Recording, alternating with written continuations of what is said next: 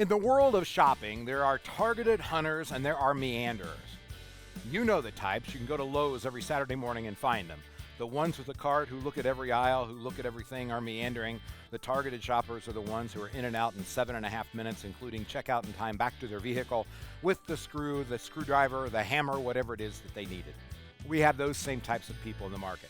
They're meandering, looking for any investment opportunity they can find. There are also people that are targeted. Here's what they're looking for, and they find companies that match those targets. I don't know that it matters which one you are, but you need to be consistent.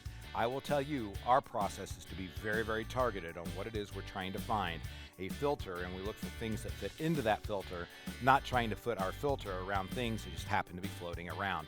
If you're looking for a documented investment policy statement, call the Financial Enhancement Group at 800-928-4001 or go to yourlifeafterwork.com. Get signed up for a Next Steps meeting. We'll sit down with you and help you produce a documented investment plan for you and your financial future. Welcome to Your Retirement Playbook. I'm your host, Joe Clark. So happy to have you along today. You know, we're dealing with detours. That's the theme for this whole show. So if you're listening to a single YouTube video or just happen to have turned the radio on in the car or the podcast, welcome. We're glad you're here. More than happy to be of service.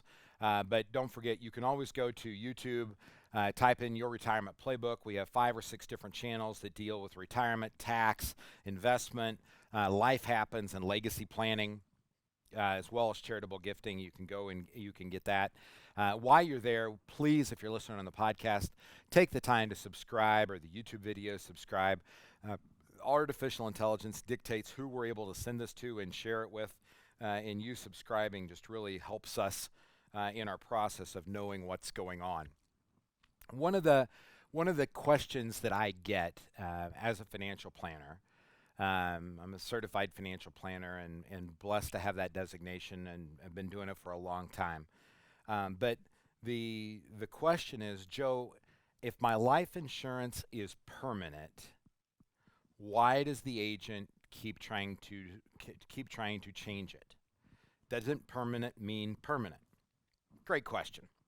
And we're going to open up a can of worms and kind of go from there. First of all, things do change, and you need to understand that. When I was a young man, we went from Muncie to Indianapolis on State Road 67. By the time I was in my junior high or high school years, the Interstate 69 was opened up. We took a similar road that went a whole lot faster, a whole lot smoother, with a lot less stops. But we were on the same path. We made a change because there was a material change. Sometimes that occurs. Sometimes that occurs in the life insurance industry, though not very often. What I'm going to try to do is to walk you through when to buy life insurance, how much to buy life insurance, what type of life insurance to get, and when to change it. And as always, I'll try to walk through the 5 critical elements with you. So when do you buy life insurance? Well, the answer is when you have a need. My team is trained to say you buy life insurance to do 2 things, to provide liquidity. And so if there's an exit strategy required, you need to have life insurance. That may be a necessary need for estate taxes. It may be needed to pay off somebody in your business if you are in a business type relationship, or a sibling if there's a family farm. That's a liquidity event where money is needed upon somebody's demise. But the second one is the replacement of income. A lot of us are taught in the insurance industry, you buy life insurance to replace your income, or to pay off the mortgage. And they used to sell mortgage insurance. I think they still do. Don't buy it. There's better ways to go unless you're terminal and incapable of buying other life insurance. There's usually cheaper ways and more efficient ways to go. But you buy it to replace that income. For most of us, our income is a lot larger asset than the price of our house. You go back to the 40s and 50s, the value of your house was much more than your annual income. Today, most people's annual income trumps the value of their house when you look at the husband and wife working together. 2 years, 3 years at tops, at least in central Indiana. Maybe not necessarily true in New York City or even in Phoenix, but it is true around here. So that's one. You buy it to either provide liquidity or to be able to replace income, obviously not for you, but for the surviving people that are around. That means, does a 25-year-old need to buy life insurance? And this is one of the things I used to tell my classes at Purdue. Life insurance is rarely bought, it's almost always sold. It's usually a TV commercial these days where somebody's saying, hey, for this you can buy this, or somebody sitting at your kitchen table. The 25-year-old may very well need a disability policy. If they're out on their own and they've got their own bills and their rent to pay and a car payment, they may need a disability policy. But the disability policy doesn't pay near the commission as life insurance. And so life insurance policies tend to be sold as opposed to disability policies, which tend to be bought. Usually somebody wakes up one day and says, my advisor said I needed a disability policy and I should consider getting it.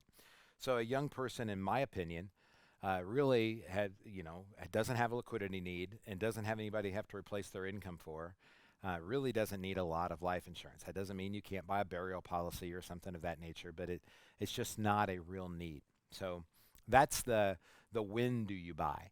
Obviously, in our theme of the show today of dealing with detours, having a little baby can change a lot. Suddenly now you do have a longer term commitment to somebody, and you may need some life insurance to be able to provide for them and the parent that remains in the event something happens to you untimely.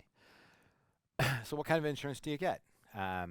All life insurance, and you really need to understand this, all life insurance is term insurance. It is what's called annual renewable term. All life insurance, let me say that as many times as I can on one radio show, all life insurance is annual renewable term. Everything else is packaging and marketing. Now, that doesn't mean that it's bad. It doesn't mean you don't get things when they're packaged. You just need to understand that it's all based on the cost of annual renewable term. So I'm 55 years old and reasonably good shape and health. And so I have a standard on my insurance policy. And what that insurance policy says is I'm going to live the life expectancy of the average 55-year-old. And based on $1,000 worth of coverage, that's how they tend to price it. Based on $1,000 worth of life insurance, I need to pay X, let's just call it $10. Well, it's nowhere near that. Let's call it $1. I have to pay $1 for coverage for this year per $1,000 worth of coverage that I have, and that's probably way off price-wise too. So just remember, these are just examples. So I can choose then, if I want to stay in the term area, to buy an annual renewable term policy, which just means each year it becomes more expensive. I can cancel it any time I want. Or I can buy a packaged term policy that may be a 10-year term or a 20-year term where the price remains consistent for 10 or 20 years. And so they have the life expectancy tables in front of them. They know what it would cost in year 19 and year 10. They factor it all together, they bundle it together, and they give me a price that I start with out of the gate that doesn't change for the 20 years. And then at the end of the 20 years, I'm on annual renewable term. Now, there are policies that stop at the end of 20 years. Most don't. Most revert to annual renewable term where the price jumps dramatically in that 20th year, for the 21st year, I should say, and it goes up every year after that. That's one of those things to be able to understand, is to make sure that it continues after that factor. In my case, I choose to use 10-year annual renewable term. I don't know what 10 years holds in my life. I really don't know what 5 years holds in my life. I certainly don't know what 20 years holds in my life. So I get 10-year term insurance, and every 3 years I tend to apply to start a new 10-year period of time all over again. That's my process. That's what I do. Usually something has changed where I need more insurance or less insurance or a different type of term insurance, different beneficiaries, things of that nature. But I choose to use term. Term insurance is not permanent insurance. Permanent insurance typically has a cash value equivalent, whether that be a whole life policy, a universal life policy, a variable universal life policy.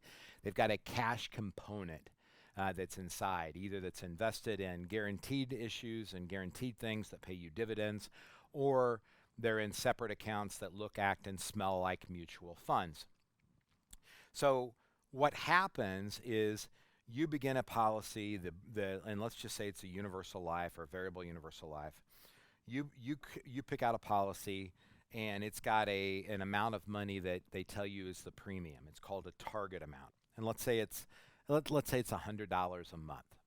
And with that $100 a month, you can either buy more insurance or less insurance because it's variable and universal, and you can do that. And you make an election. So you're putting in $100 a month. They call it a premium. The money's going in. In theory, there's cash building up in the investment side along the way.